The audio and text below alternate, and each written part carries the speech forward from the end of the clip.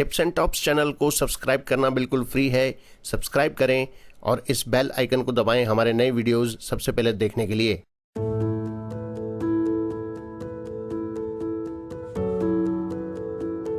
स्वामी रामसुखदास जी महाराज को शत शत नमन। आज का विषय है सच्चा आश्रय। महाराज जी के शब्दों में, किसी न किसी का आश्रय लेना मनुष्य मात्र का स्वभाव है। ऐसे तो जीव मात्र किसी न किसी का आश्रय लेना चाहता है, किसी न किसी को आधार बनाना चाहता है। ऐसा स्वभाव क्यों है? क्योंकि यह परमात्मा का अंश है। अगर यह परमात्मा का ही आश्रय ले तो फिर इसको दूसरा आश्रय लेने की जरूरत नहीं पड़ेगी। परंतु जब तक यह परमात्मा का आश्रय नहीं लेता तब तक यह अनेक आश्रय लेता रहता है। लेना तो चाहिए भगवान का आश्रय, पर उस जगह दूसरी चीज का आश्रय ले लेता है।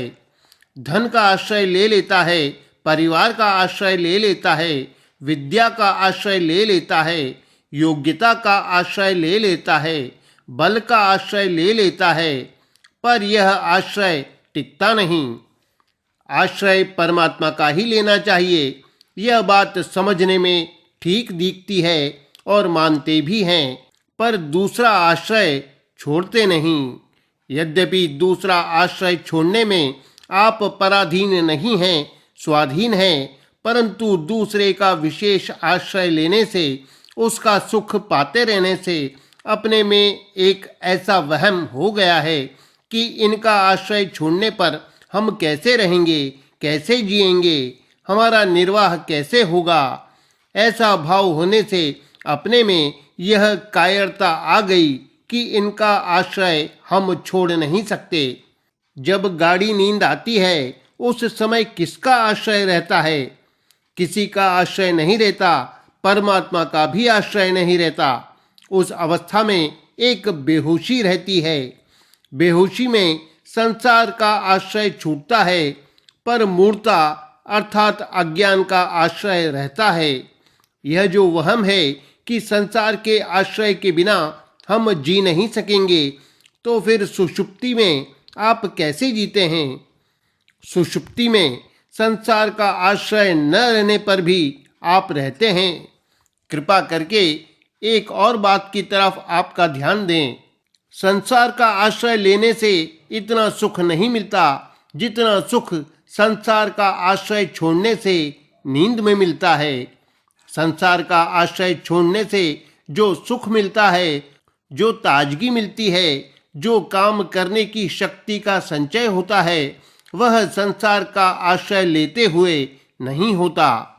शक्ति का संचय दूर रहा, उल्टे शक्ति खर्च होती है। धन, परिवार, बुद्धि, योग्यता आदि किसी का भी आश्रय लेते रहने से आप बेचैन हो जाते हैं, थक जाते हैं, आपकी शक्ति क्षीण हो जाती है। फिर आप सबको छोड़कर सो जाते हैं। सोते सोते आप में पुनः शक्ति आ जाती है।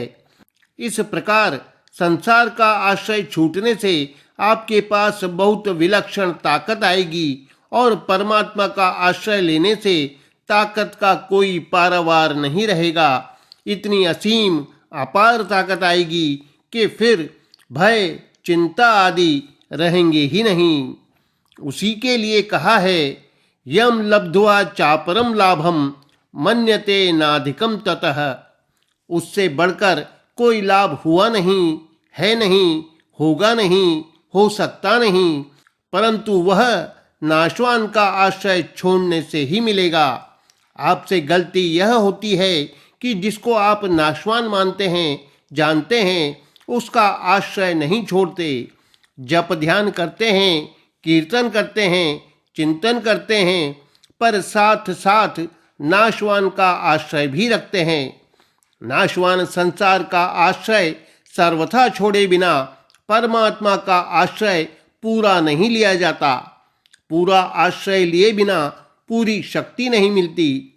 परमात्मा की तरफ से कोई कमी नहीं है।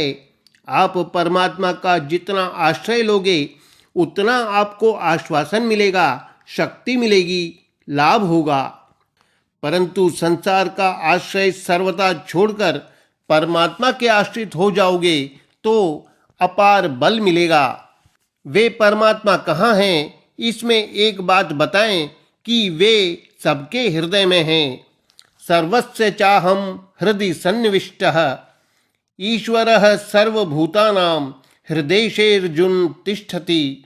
वे संपूर्ण जीवों के भीतर हैं, परंतु यह बाहर की तरफ ही देखता है, भीतर की तरफ देखता ही नहीं। आप अपने को मानते हो कि मैं हूँ, उस मैंपन का आश्रय आत्मा है और आत्मा का भी आश्रय परमात्मा है। ममे वांचो जीवलोके, आपका आत्मा उस परमात्मा का अंश है। आप एक क्षेत्र में हैं और आपका अंशी परमात्मा संपूर्ण क्षेत्रों में है। क्षेत्रज्ञं चापि मां विद्धि सर्व क्षेत्रेषु भारत। गोपिकाओं ने कहा है, आप केवल यशोदानंद ही नहीं हैं, प्रत्युत जितने भी शरीरधारी हैं, चाहे वे स्थावर हों, जंगम हों, देवता हों, राक्षस हों, भूत प्रेत पिशाच हों, नरकों में रहने वाले हों, भजन ध्यान करने वाले हों, तत्वज्ञ जीवन मुक्त हों, भगवत प्रेमी हों, उन सब की अंतरात्मा के दृष्टा आप हैं। पर ऐसा होते हुए आप यहाँ कैसे आ गए? ब्रह्मा जी ने प्रार्थना की तो आप प्रकट हुए। किस लिए प्रार्थना की? विश्वगुप्तये अर्थात संसार की रक्षा करने के लिए, क्योंकि संसार की रक्षा आप ही कर सकते हैं और किसी में ताकत नहीं है करने की। आप इन यादुओं के कुल में प्रकट हुए हैं, उदयवान पैदा नहीं हुए हैं। जैसे सूर्य का उदय होता है तो ऐसा कोई नहीं कहता कि सूर्य पैदा हो गया, क्योंकि उदय होने से पहले भी सूर्य है। जब वह हमारे सामने आता है तब उसका उदय होना कहते हैं। ऐसे ही वे परमात्मा प्रकट होते हैं, हमारे शरीरों की तरह जन्म नहीं लेते। मन, बुद्धि, इंद्रियां, शरीर, व्यक्ति, वस्तुएं, पदार्थ, रुपए, पैसे आदि कोई भी आपका नहीं है, आपके साथ रहता नहीं है, प्रतिक्षण आपसे अलग हो रहा है, फिर भी आप इनका आश्रय लेते हैं। ये मन, बुद्धि आदि आपके आश्रित रहते हैं, पर अपने आश्रित रहने वाले वस्तुओं का आप आश्रय लेते हैं। अपने उद्योग से पैदा होने वाले धन का आश्रय लेते हैं। यह गलती करते हैं। इनका आश्रय न लेकर एक भगवान का आश्रय लें। मामेकम शरणम व्रज तमेव शरणम गच्छ सर्वभावेन भारत तत्प्रसादात् पराम शांतिम स्थानम प्राप्स्यसि शाश्वतम। जो सबके हृदय में विराजमान है, उस ईश्वर की ही सर्वभाव से शरण ले लो। उसकी कृपा से परम शांति अर्थात संसार से सर्वथा उपरति और अविनाशी परम पद की प्राप्ति हो जाएगी। भगवान का आश्रय लेने में हम सब के सब स्वतंत्र हैं, कोई भी पराधीन नहीं है। उनका आश्रय लेने में कोई अयोग्य भी नहीं है। आप इसी क्षण परमात्मा का आश्रय ले सकते हैं, क्योंकि वह आपके पास है और आप उसके पास हैं। वह आपसे अलग नहीं हो सकता और आप उससे अलग नहीं हो सकते। अगर वह आपसे अलग हो जाए तो ईश्वर दो हो जाएंगे, एक वह और एक आप। उसकी जो अखंडता है, सर्वोपरि भाव है, व्यापकता है, वह खंडित हो जाएगी। आपसे अलग होने पर उसकी महत्ता रहेगी ही नहीं, अतः वह आपसे अलग हो ही नहीं सकता। आप भी उससे अलग नहीं हो सकते। हाँ, आप अपने को उससे अलग मान सकते हो, पर अलग हो नहीं सकते। ऐसे ही आप अपने को संसार के आश्रित मान सकते हो, पर आश्रित हो नहीं सकते। आपने शरीर का आश्रय लिया, धन का आश्रय लिया, कुटुंब का आश्रय लिया, बल बुद्धि का आश्रय लिया, पर क्या आप इनके आश्रित रह सकते हैं? इनके आश्रित कोई रह सकता ही नहीं। फिर भी आप इनका आश्रय मान लेते हैं, यह गलती करते हैं, क्योंकि यह निभने वाला नहीं है, इनका साथ रहने वाला नहीं है, सब छूटने वाला है।